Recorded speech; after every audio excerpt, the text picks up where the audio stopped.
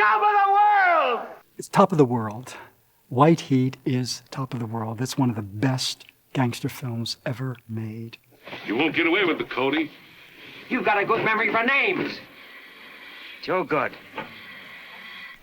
To me, you're just a face and a number. Let's keep it that way for now. When I want your help, I'll ask for it. Have it your way, Cody. I often show White Heat in my classes. I'll give it a layer. It blows the students away. The power of Public Enemy is then reflected in White Heat. Years later, 20 years later. The psychosis that begins with Tom Powers comes to fruition with Cody Jarrett. And I think Cagney's portrayal of Tom Powers and the protagonist in Roaring Twenties is as interesting as his Cody Jarrett. But I think what works in White Heat are the extreme characterizations, not just Cagney's, but, Steve Cochran and Virginia Mayo, all come together in this sort of furiously paced noir melodrama. This thing has got tight, mean, psychotic, and a kind of real heavy film noir, true film noir. Cagney, by the end of the 1930s, was able to choose his own roles. He had fought Warner Brothers, and they had reconciled, and then he'd come back, and Angels with Dirty Faces was sort of the first great film of the second Cagney era at Warner Brothers. Cagney, by that point, again, 1939, he took in 8 years of making tough guy roles and that sort of thing, and I think by that point he didn't want to do it anymore. 2 for 1. He had a possibility to opt out of his Warner Brothers contract, which he did after Yankee Doodle Dandy in 1942. After Cagney won the Oscar as George M. Cohan, he, again, like he did from the very beginning, walked out. He thought the whole studio was very unwise in the way they withheld money.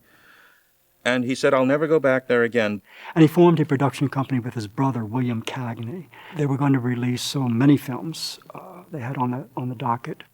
They got this Pulitzer Prize-winning, New York Drama Critics Award-winning play of 1940 by William Saroyan, The Time of Your Life. Here they have this man, practically in the whole film, sitting down at a table in this cafe. It makes no sense. No wonder it bombed. Well, thank God he went back to Warner Brothers and signed a lucrative contract. He could choose his story. He could rewrite the script to his heart's content. He could also get a percentage of the royalties from the reruns of his old movies, which are now just beginning to be sold to television. So it was a very sweet deal. In his third stage of his career there, White Heat was the first film. Obviously, it was a calculation on everybody's part that they were going to return Cagney to the Warner Brothers fold in a gangster film. One of the great lines that went with that film at the time, I remember, is, all Cagney breaks loose. And Warner Brothers issued this 4-page memorandum to all of the newspapers that Jimmy Cagney is back where he belongs, doing what he belongs, or doing what he should be doing, what he does best, his gangster role. It's hard to think of anybody else doing this film, doing White Heat, and creating the kind of characterization that he did. What actor would do that kind of wild improvisation? There's no one but Cagney could have done that film.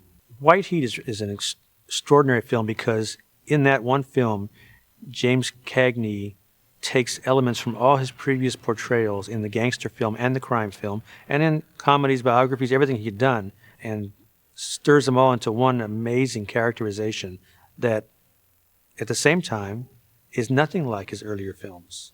What's the matter, Parker? I ain't going to do anything. Not now. I'm going to let you stay awake nights, sweat it out. And then when I get ready, good and ready, I'll pay you back.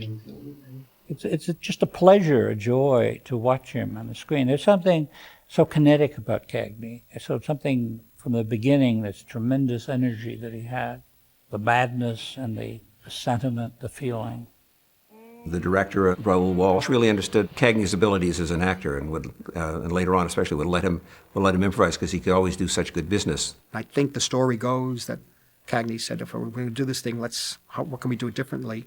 And he said, let's play him really screwy. Let's really make him crazy. He wanted to create a new gangster, a new type of gangster. He saw this character, Cody Jarrett, and he said, I'm going to make him into an absolute psychopath.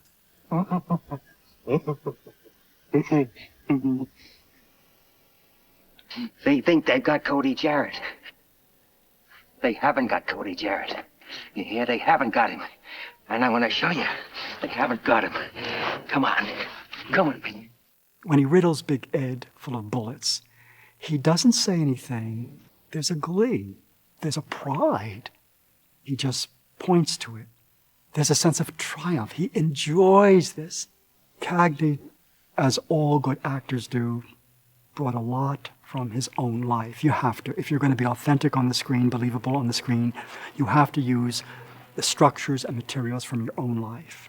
That scream, or whatever you call it, that wail that came up from the very depths of him, it made you feel like somebody was putting, white-hot needles under his fingernails.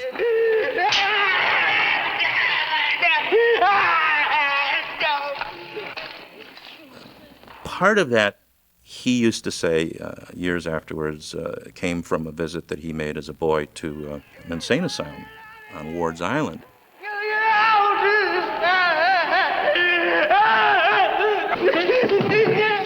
That scene, by the way, was kept very secret from almost everybody on the set, what was going to happen. The extras had no idea what was going to happen. There were 300 people in that room when they shot that. There is genuine shock on their faces.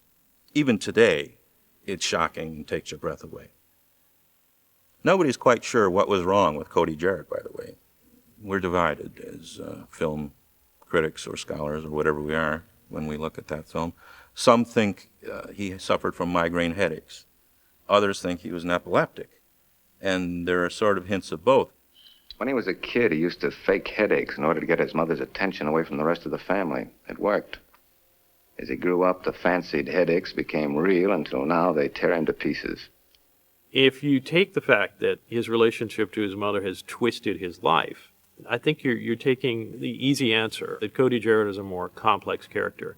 Because the real fundamental betrayal that infuriates them, if you will, is the fact that he's trusted another man, and that guy has been playing him for a sucker. A cop. A cop. How do you like that, boys?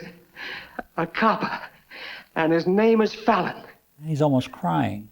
That's why it's such a rich kind of experience, more than most of the earlier gangster films. You'd strike deeper chords to which people respond. Cagney in White Heat gives, I think, one of the great performances in the history of the cinema. Werner, help me out at the groceries. Look at the entrance of Virginia Mayo. Look at her entrance. Beautiful women like Virginia Mayo don't snore. This script is full of all of these most mundane vulgarity. Look at her spitting the gum out of her mouth. She's treacherous, she's disloyal, she's gross. This is Raoul Walsh's input. He loved these type of women. From the time he began making pictures, he loved very trashy, very independent women who you don't have to worry about. They were going to survive. They were survivors. They were tough and brassy. It's eating you, sugar. You and your big ideas. That's all they are, ideas. You and me belong together, sugar. Just leave it to Big Ed. Well, I'm sick of waiting for you to make your move. You're as scared of Cody as any of them. I had some great roles with Raoul Walsh. And White Heat was wonderful. It was fabulous. I look good in a neat coat, honey. Mm-hmm. You look good in a shower curtain. Jimmy was so strong that you had to react to him. That's how powerful he was. In the garage, I'm trying to get away because I know he's going to come after me. He really scared me. I couldn't hardly speak, and he choked it out of me. I can tell you. Help me. He got her in the back. He enjoyed working with me, I found out, and he said, I want you to be in my next picture, which is a musical, West Point story. So great. I wanted to work in the next picture because he sent me to his dancing teacher. He said, I want you to learn this routine because We have to do it in the picture. It was easy. You know, I could do that. Easy, standing on my head. Top of the world, son. Don't know what I'd do without you, Ma. The mother theme subplot in White Heat is one of the more fascinating things, I think, about that movie. Here you have Margaret Wycherley, who was a classically trained actress. She used to do Shakespearean plays on the stage in New York. And then, of course, before that, everyone remembered her as Gary Cooper's wonderful mother in Sergeant York. You know, this saintly Christian woman. Lord, if you can, help him to make it in this land. Amen.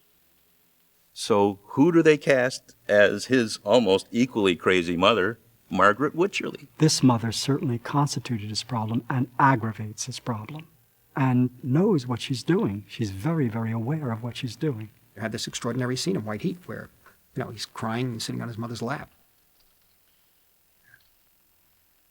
Always thinking about your Cody, aren't you? That's right. This is a middle-aged man, and she wants that middle-aged man on her lap. This is control with a capital C. In Time magazine once said that Raoul Walsh was the only director who could get away with having James Cagney sit on his mother's lap, you know, and he does in this movie. And you don't laugh, you know. I mean, he really needs his mother. Better? Mm-hmm. Oh, yeah. Now go on out. Show him you're all right. Another thing that makes this film, White Heat, so post-classical is the fact that, you know, the representation of the mother in terms of Hollywood is so vastly different from what the classical period did. You know, the mother as ideal, the mother on a pedestal, the mother as savior, the mother as nurturer. This mother is from hell. I'll take care of Big Ed. No, Ma. You won't have a chance. Anytime I can't handle his kind, I'll know I'm getting old. The mother was a force for evil. I mean, she was wild. She's a great character. The mother relationship becomes kind of sinister, and so you get this, you know, evil mother-son team. It's quite wonderful. I'll take care of them when I get out. That's what I told myself. And I'll help you, Cody, like always. You'll be out soon. Back on top of the world. You're around, Ma. Nothing can stop me. So we have Ma putting it under the rubric, top of the world, son. That's the direction. That's the thrust. He has direction. He has thrust. And at the end, he pays obeisance to her, even though she's long dead. She's long dead, you know. And he says, made it, Ma, top of the world. This is another Walshian thing, the director. Walsh knew that entrances for actors were as important as exits. So look at the exit that he gives him. It's a wonderful exit, blowing himself up. Well, the gangster and crime films, especially the ones in this set, really demonstrate what made American films unique and the most popular in the world. You have a evocation of an underworld that exists parallel to the normal world that the people who went to the movies lived in. And what these movies gave them in the 30s, usually in gangster films, and in the 40s in full-blown film noir, is a view of an alternate world, which was really there. No art form took the American situation of crime because of Prohibition, took that and made it into a genre. The advantage in the Warner's films is they knew that these were based on real people. They read about them in newspapers, and when they saw them on screen, they could obviously readily accept that underlying reality. People are always attracted to badness so long as it's not too bad, and so long as they can sympathize with the characters. Whether we all formally admit it or not, we all love to walk on the wild side. We all have the lure of the underground. Cody and Whitey, 50 years later, still works because he allows us a key into this underground. We can walk the wild side with him. And that was the appeal of Rico Bandello and Tom Powers and Eddie Bartlett and all the gangsters today. They set out to do what they do, and they do it. No matter the risk, no matter the danger, even the chance of oblivion by death. Come and get me! We are all, for whatever reason, like moths to the traditional flame, drawn to the dark underbelly of life. And perhaps all of us sort of envy gangsters. The first time any one of you makes a wrong move, I'm going to kill the whole lot of you. Want to hear what he say? Oh, Mother of mercy. Is this the end of Rico? I ain't no chump. He used to be a big shot. Come out with your hands up, the man says. How do you like that, Ma? Here's my answer, you dirty